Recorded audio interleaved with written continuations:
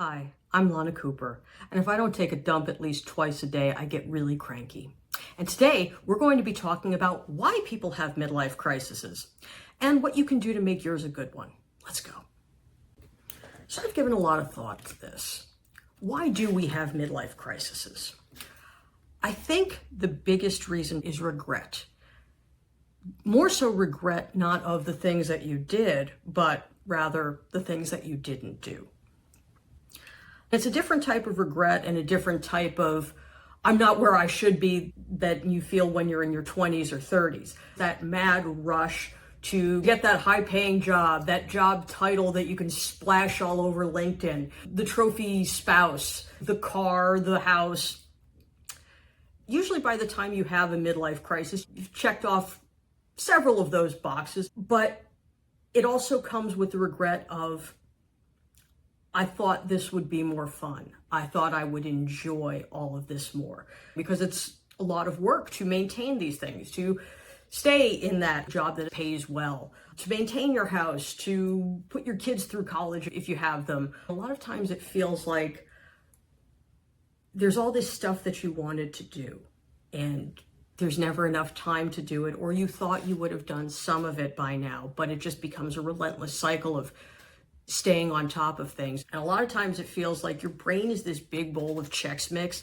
Everybody's got their hands in it and they're digging around and they've picked out all the M&Ms and all the good stuff. And then all you're left with are like these dusty ass pretzels. And you sit there and you go, I thought there would be more. So like anything that is plaguing you upstairs, the best way to handle it is to figure out exactly where it's stemming from. You can seek out a therapist if your insurance plan covers that, which many of them don't. And if you can't go to a therapist, sometimes it helps to have a stuffed animal friend to talk to. So, tell me about your childhood, yes? I had a mostly happy childhood, Doc. Mostly. It wasn't very popular, but I sang the songs of Ethel Merman for fun. I had an irrational obsession with Gilligan's Island. What I used to do was I would make little cardboard cutouts, and then I would make a cardboard hut for my little castaway friends. Yes, I see. Very, very interesting. Now, what is this? What is this outfit? Why are you dressing like Dollar Tree Sandman reject? Huh? What is this? Oh, buddy, we're going to be here a while. If you don't have that luxury, then you have to listen to your inner voice. If we're bored or we're angry or sad or feeling some sort of negative emotion, we never really fully lean into it. We tend to opt for distractions, whether that's turning on the TV, doom scrolling through your phone, something to distract from the actual problem. You have to be really comfortable with learning to sit down with those issues and mentally sort through them. You might not have the ability to go to a shrink or the funds to do it, but you have to learn to listen to your inner voice. So you're at the midlife crisis crossroads. So what do you do? Well, you get through it. You sit with your thoughts. Do you feel like you haven't had enough fun? Do you feel like there's something that you wanted to do that you didn't? Why didn't you do it? Was it because you felt you had these responsibilities? Are some of those responsibilities offloaded now? Is it a financial situation? Because, hey, a lot of times the degree of how off the rails and how footloose and fancy free you can be depends on your financial situation. If you've got money, you can go around the world on a 4-continent fuck fiesta, get somebody knocked up, tell your wife and kids that, hey, you got a brand new baby brother, but by somebody else. Yeah, that's not the type of midlife crisis you're going to want to have. Now, maybe if you've got 7-8 figures in the bank, you can afford that shit, but most of us can't. So what you do is you carve out a little bit of time for you. Not just time to sort through all of the mental clutter and figure out, okay, what is it that is pushing me to this feeling of dissatisfaction, disappointment, and what can I do to live out that bucket list before I actually kick the bucket? So, with any good midlife crisis comes hobbies. Maybe there's a lot of things you wanted to try. One of the positives that does come with middle age is you become less self-conscious. You don't really care exactly what somebody thinks about how you dress or how you present yourself, because by this point you've already proven yourself to some degree, and who the fuck is somebody else to come into your bubble and tell you how you should feel about yourself? Hell, you don't even have time to think for yourself about how you want to unpack some of the baggage that's already lodged up there in the old attic. So the first step to having a good midlife crisis that isn't going to land you in debt or hot water or make you go, what the hell did I do? Maybe about a year or two down the line when you come to your senses. Start with some hobbies. Maybe it's writing. Maybe it's music.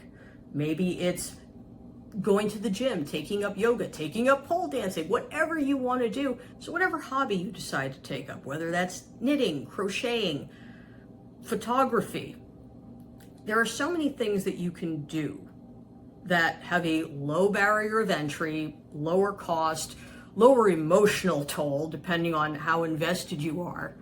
But most importantly, a hobby is something that you can pursue on your own. It gives you something to look forward to. It's something where you can see actual growth in a skill set that you wanted to do, a way to retrain your brain to think in ways that you want it to, instead of having everybody going in and digging around and picking out all the good stuff. This gives you an opportunity to put something back in. You're learning something, you're learning as you go. And when you develop that confidence within a hobby, you start to develop a lot more confidence in yourself, and to think, okay, if I can figure this out, I can figure out this mess that is my life. And while a hobby is something that you can pursue on your own, it doesn't mean you have to be in a fortress of solitude throughout your midlife crisis. Chances are you have family and friends and people who care about you who are probably on a similar path themselves. So you tap into a collective brain trust, and maybe your one friend over here is really into crafting, and another friend is really into music, and another friend is into writing. Everybody can pool their knowledge, and you keep learning from each other.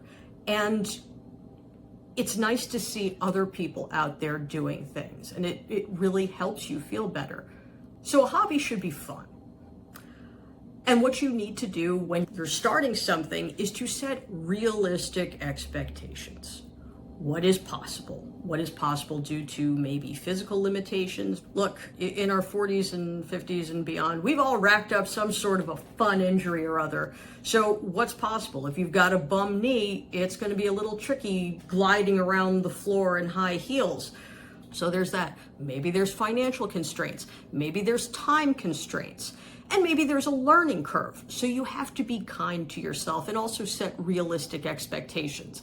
And it doesn't mean that you can't eventually exceed those expectations, but you have to give yourself time. And I think that is part of a midlife crisis. It's that ongoing relationship and battle with time. We feel like there's never enough of it. 8 hours of our day is likely sucked up by a job. Then there's other responsibilities. You have to clean your house, you have to cook, you take kids to school, you have to go to the supermarket. There's a lot of little things that encroach upon your free time that you can spend exactly how you want. But if you do decide to start something, have realistic expectations and don't beat yourself up about it. Just make it fun, make it weird, do whatever you want. And the final component to having a good midlife crisis is having friends and family.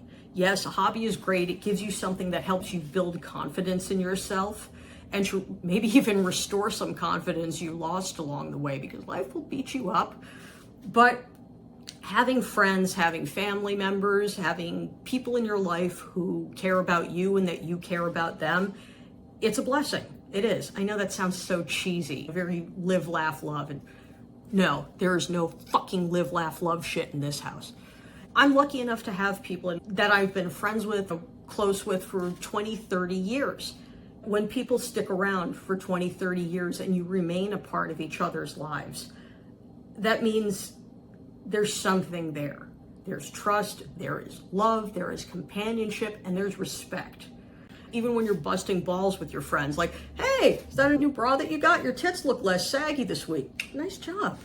Is that a new moisturizer? You look less like a piece of wrinkled up newspaper. Very nice. Not every friendship's going to look like, oh, we're all going for pumpkin spice lattes. Yay! Some of that's bullshit, and some of that's transactional, but you know what? Sometimes some friends are like that, and if that's your jam, that's cool. Not really the people I hang out with. We're all jolly little assholes in our own way, but I am grateful for every single one of them. You need all types of friends throughout every stage of life. Sometimes you need the enabler. Want to go peep in the neighbors' windows and then throw trash at cars?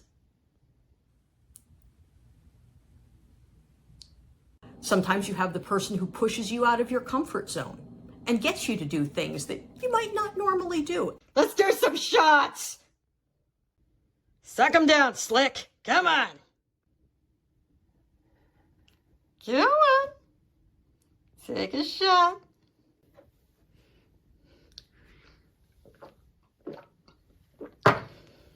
Yeah! Shots, shots, shots, shots, shots! And sometimes you just need that warm and fuzzy friend who looks after you. Do you need a hug?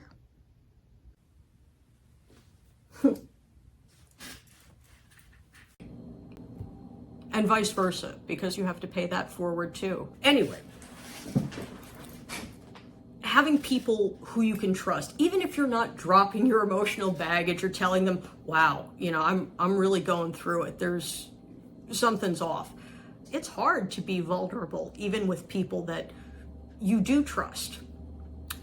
It's always the perception of, am I going to be seen as weak? Or sometimes you feel like, am I going to burden somebody else? Because I know they're dealing with something else too. We all are. We're all walking this same path.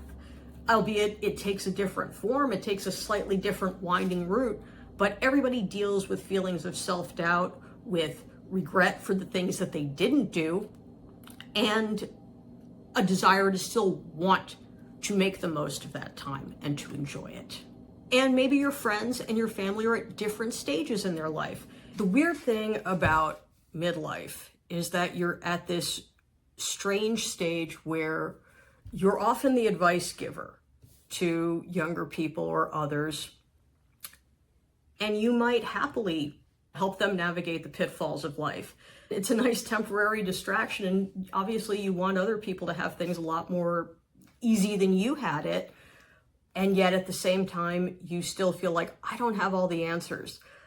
I wish there was somebody I could go to seek wisdom. A lot of us have parents who aren't around anymore, or we're short on older folks who may have lived through these experiences, survived and thrived. And you're forced more so than any other period of your life to figure it out yourself. Sometimes you have to be your own best advice giver. No matter where you are at on your life journey, it's a lot better when you have friends and companions to walk that road with you. But at the end of the day, everything is truly all about balance. Balancing your relationships with people, how much you give of yourself, how much you put into the world, and how much you take back for yourself and take back some of your own time from all of the forces conspiring around you to take away bits of your time. Because at the end of the day, your life is yours. So a midlife crisis doesn't have to be going off the rails in a desperate attempt to recapture your youth. I mean, it could, but let's try and be responsible about this. However, with patience, with hobbies, with setting realistic expectations, and having a good group of folks around you that you can trust, you're going to get through it just fine. All right, that's enough for today. Thanks again for tuning in. If you enjoyed this, I'm really glad. Like, subscribe, comment, talk about how you're feeling. Drop that in there. Let's all get that shit out. But thank you again for tuning in. I appreciate it, and we'll be doing more of these chats, and we'll even cover some of the hobbies that you might want to explore in midlife, and also talk about some of the things that nobody tells you that you run into as you start to age, and some of the fun ways your body betrays you. So more to look forward to. Thanks again for tuning in, and take care. Have a good one. Bye-bye.